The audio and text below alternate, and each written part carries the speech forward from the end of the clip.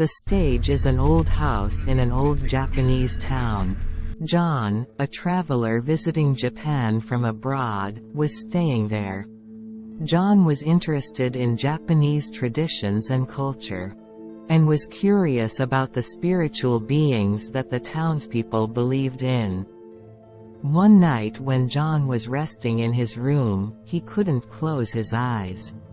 He didn't know why, but he didn't feel at home in the room. Then, what caught his eye was the shadow of the Buddhist altar, placed in the corner of the bedroom. It seemed to cast an eerie glow in the dark room.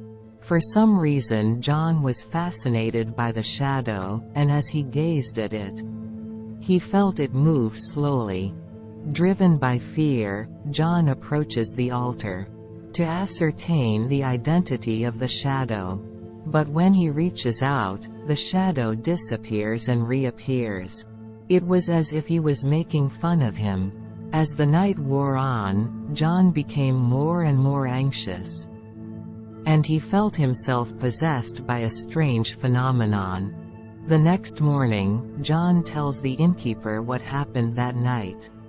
Then the master sighed deeply and began to speak. It is said that the house once had a tragedy. It is said that a family that has been passed down for generations has been cursed by the shadow of the Buddhist altar. Due to the curse, the family was embroiled in unfortunate incidents and continued to suffer. John was astonished and horrified at the same time. He began to suspect that something evil might be inhabiting the house. He felt trapped in this house, determined to find out the strange mystery behind the shadow of the Buddhist altar.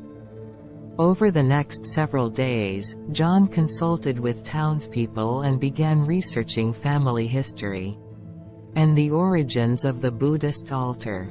There are many psychic events and strange rumors, and John gradually approaches the terrifying truth.